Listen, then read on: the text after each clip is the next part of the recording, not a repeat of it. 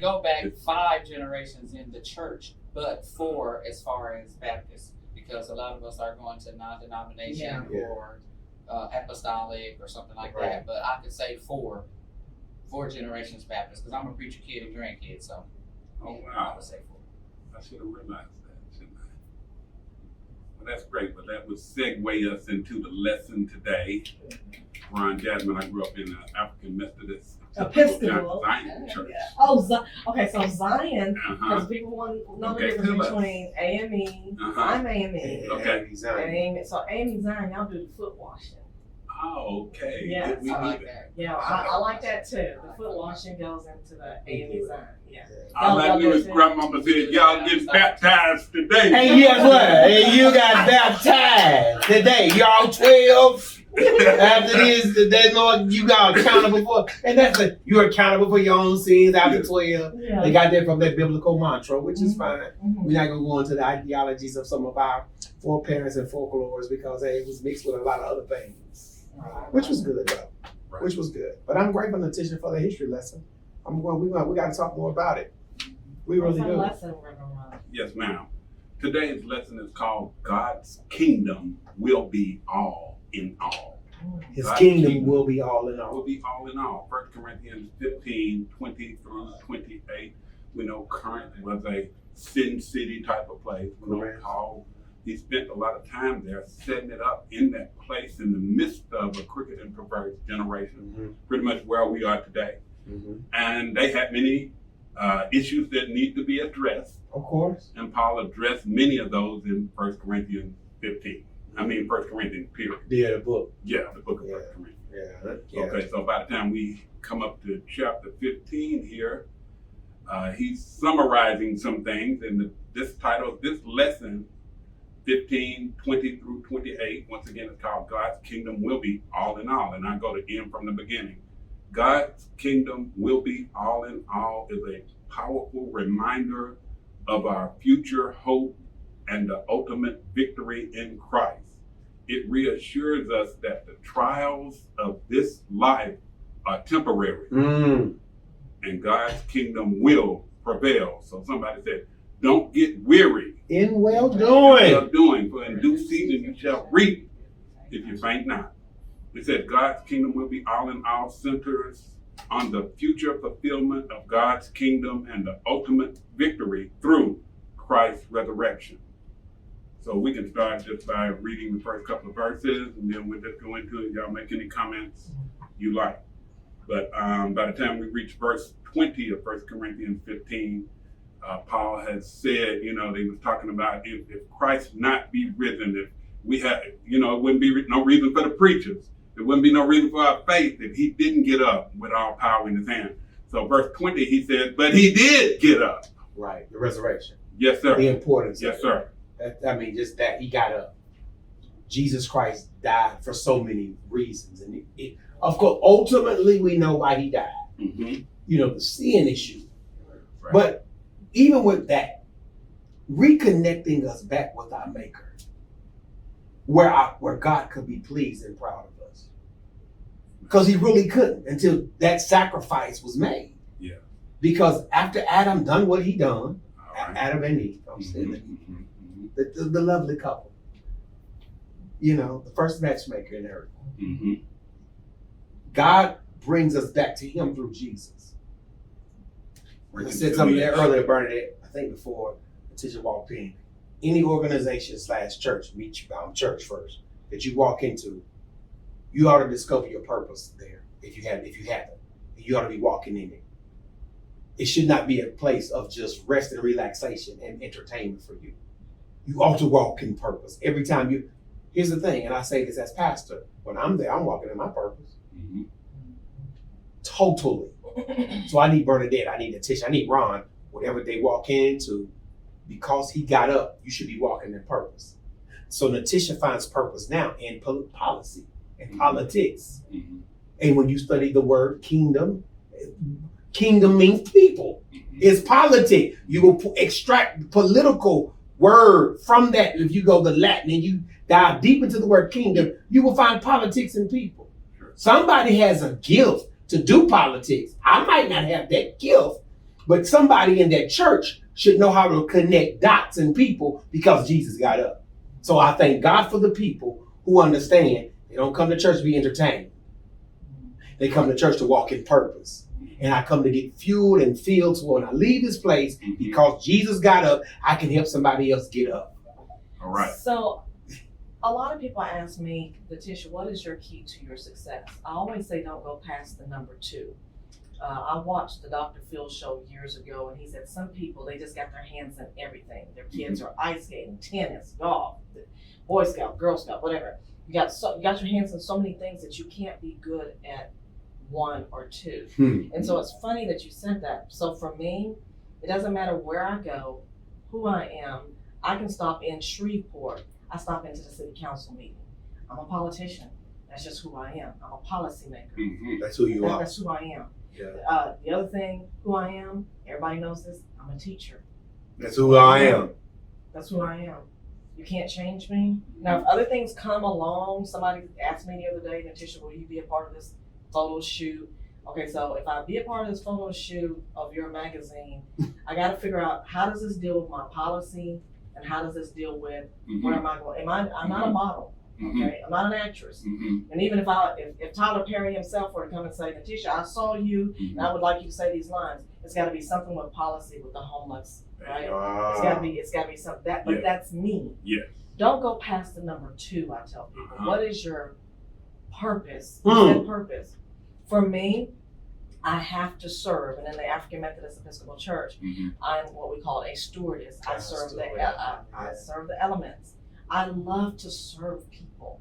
So even if I'm acting, the lady said, well, I have to ask myself, I'm not here for a beauty pageant. How is this serving? That's me. That's policy and that's purpose. The 2 P's, policy and purpose. And that's what we brought out last week. For me, Paul said you got to be a servant. A servant. With servants. Yeah. And Mistress. Yeah. The mistress. Yeah. Yeah. And you're a caregiver. For me, I'm a caregiver. I got that from my grandmother. She was taking care of maids and stuff when I was growing up. So I spent a lot of time with her. So I am of service with people as too.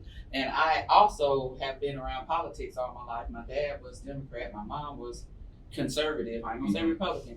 Conservative. So he was campaigning at our house all the time for judges, DAs, attorneys. So I grew up around politics. It just wasn't my cup of tea. What was my cup of tea was prison ministry. But I had to go through a whole lot of different churches in order for God to prepare me for prison ministry. So that's what I love to do. I do it online, and at my church now, I do it, and I go to the women's prison. So prison ministry is my way of serving. I love it. It's like breathing. It's like I can't breathe if I'm not talking to someone. And I also know that our purpose here on this earth is to win souls to the kingdom in whatever gift that God gives you. That's right. So if it's through politics, because I'm sick of this, we need to separate certain church and politics. We cannot separate that because the last time I checked, the people. Moses was the very first president. Actually, Moses was the very first president if you think about it, and Joshua was the military. Yeah, that's all right. So, and God ordained that. And then Moses' own father-in-law said, you can't take care of all these people. This is millions of people. You're going to have to delegate. So there came what? Senators, lawyers, counselors, the executive branch, the legislative branch. We cannot separate. No matter how much we want. That's what Paul was telling the Corinthian church. One of the main themes is unity. And even though it's different diversities, different gifts, different this, that, and the other, but it's all for the same purpose. Like Letitia was talking about. Purpose. Here we go. Let's get some of these purposes. But in fact, Christ has been raised from the dead. He is the first of a great harvest of all who have died. So you see, just as death came into the world through a man, like Pastor Hill was talking about, now the resurrection from the dead has begun through another man. Just as everyone dies because we all belong to Adam, everyone who belongs to Christ will be given new life. But there is an order to this resurrection. Christ was raised as the first of the harvest, and then all of those who belong to Christ will be raised when he comes back. After that, the end will come when he will turn the kingdom over to God the Father, having destroyed every ruler and authority and power, for Christ must reign until he humbles all his enemies beneath his feet. And that's the New Living Translation. Yeah. But we know that all things will be under his feet. Well, you can go ahead, though. Well, we picking up where Bernadette left off at Letitia. Jesus Christ came to serve. His life was a life of service. Came not to minister, but to minister unto many. Not to be minister, yeah. He touched people. Be served, but to serve. And then you just read how he had to deal with enemies. He's still serving. His death, even in his death, he served. Right. A man is on the cross, dying beside him. That was death row, right? You talk about prison ministry. That was death row. That was death. Jesus was on death row. Crucifixion was death row. That was the greatest punishment of all. On death row, Jesus even still serves. See, when you're walking in purpose, even when you're dying has a purpose. Because you can minister still to somebody who still needs ministry, even though you barely have life in your body. And that's the beauty of it. When you're doing what God has called you to do, even at your weakest and probably your worst, somebody can still cling on to that. Like at your weakest and your worst. So, Bernadette says, I'm going here to the prison ministry because there's some enemies that have to be defeated in that arena. Letitia says, I have to go over there to the political arena because there's some enemies that have to be defeated. And we must know that, know who our enemies are, right, and how we defeat them. We don't defeat them in our own strength. I don't have enough willpower nor intellect to defeat these spiritual wickedness in high places. That's why he said, count the ministers as stewards and servants of God. And don't put them over. There's no competition here. We all need to be doing what God has called us to do for the same purpose. Go ahead. So, someone that you should invite as a guest on the show. He's of the African Methodist Episcopal Church, also a minister. The Reverend Harold Love. Yes, I know Harold. He ran 6 times before he won. But in running, he made sure his issues were heard. He still kept going and going and going until now he is on the teaching. He's on the education commission committee. Education. That's his thing. Remember we talked about what is your thing? And if you are a pastor, radio ministry is huge. A lot of people think you need a building, pastor, to have a church. I know a lot of ministers that have a radio ministry and they reach, that's how Joyce Meyer, a lot of them got started through radio ministry. Yeah. Right, we're gonna be over here with the tent.